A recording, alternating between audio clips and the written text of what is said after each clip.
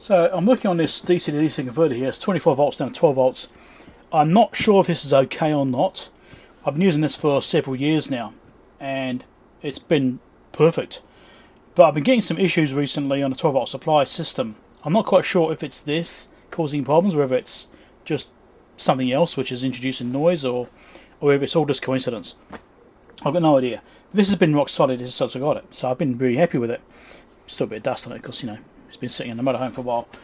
I've got this hooked up. I'm going to do a high current test on this. I've got my power supply over here. This can do like 10 amps at 24 volts. This can do 20 amps at 12 volts. I've got this hooked up to my electronic load, and I will be testing this as much as I can. And I also got my scope hooked up, which is all kind of janky. It's not exactly great connections and probing. I want to see if I'm getting a huge amount of ripple on the output or something like that, in case there's something really obviously wrong. Now I do get ripple here. I do get a lot of noise on my test setups here because I've got the LED lighting and there is a lot of noise, so it's pretty hard to judge that. I should see if there's something horrendously wrong with the power supply at least. That's all ready to go. Let's turn this on. The first thing I'm seeing is 13.22 volts on the output with no loading, and that's fine. The scope is showing nothing basically because it's AC coupled. So there's the electronic load. You can see the 13 volts there. Here's the scope showing nothing. I've got it on AC coupling, 5 volts of division, nothing showing up. So it's nothing like horrendously bad. So let's bring it down, and that switching noise is basically what I was getting. If I turn it off, it's exactly the same. It's purely from my environment, my switching, my lighting, and that sort of stuff. So that is not actually as it is right now. It's fine. Okay, let's go back to 200 millivolts of division on AC coupling. Let's turn the load on. So it's doing very little loading right now. 1.6 amps, it's not much. Noise is fine. So let's just crank this up a bit. 2 amps, still fine.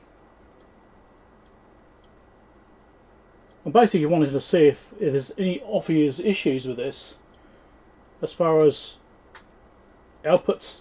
Oh, look at that, switching. What's going on there? Ah, my main power supply is switching. That's curious. Now I would have actually expected that, because I'm dropping from 24 volts down to 12 volts, that the current would be half as much on the input. It isn't. The current on the input is the same as the output. So that's surprising. I didn't think that was like that. Anyway, let's go to 11 amps on that supply. So we keep going on this. 9, 10, noise is still fine. Yeah, okay. So I'm not worried about this. This is looking fine. There's no signs of any issues on this, like, you know, 20 millivolts of division there. So we're getting less than 50 millivolts noise peak to peak. And like I said, if I turn the power supply off, it's no difference. That is from my environment. Interesting. So if I go up like this and just prove it's actually sensing okay, I want to go to DC coupling. So I'll just drop the loading down because it's no point loading up on that's okay. So yeah, you can see I've set to DC coupling now. You can see the voltage there on here, which correlates to basically what I'm getting here. Slightly higher because obviously this is getting voltage dropped through the leads, even though I've doubled them up because they're less than ideal connections. But I mean, it's working fine. Let's go back to AC on here again. Also changed it to auto triggering as well, in case there's any doubts about that. And I'll load it up again in a second. Line it back up. 10 amps. Still fine. So this is running okay. So as far as why it's potentially not behaving, I don't know. There's no noise in the output, able to produce 10 amps, and it doesn't really get asked to do more than about 8. Don't know. Seems fine. Maybe nothing. So let's open it up, let's have a look on the inside.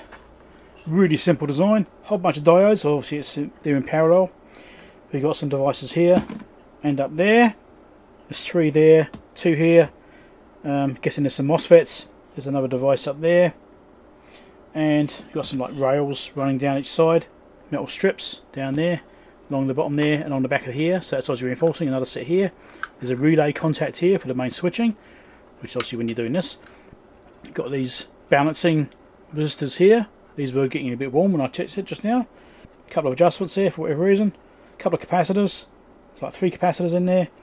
None of them are showing signs of aging. They're all looking fine. There's no sign of bulging or anything. So I'm not even going to bother replacing those. I mean, it's only about 10 years old. Should still be okay because it's not used all the time. It's only used on weekends. Not all of them. You know, only some weekends it gets used. So lifetime wise, it's probably not actually had that many hours on it, to be honest. But yeah, I mean, I don't know. It looks alright. It seems to be perfectly fine. So, if there are any issues with the 12-volt system, it may be wiring issues. This is switched from a relay, so it's a big relay which switches this thing in and out. Now, I'm wondering if maybe because this current's quite high, I thought it would be switching differently, but yeah, it's interesting. So if it's doing 10 amps output current, there's 10 amps on that cross-set relay, which is switching. That may be causing problems. It could have got some arc contacts there, and it could be a bit pitted and something. So maybe there's a voltage drop going through the relay, which feeds this. That's possible. Yeah, that's something I should probably look into. But yeah, I mean, at least it looks okay. Seems fine. So I thought I might make an interesting video, but turns out it's a bit less interesting. But at least it did some testing. Other videos to watch down below. Subscribe over there. Pedro Spawn over there.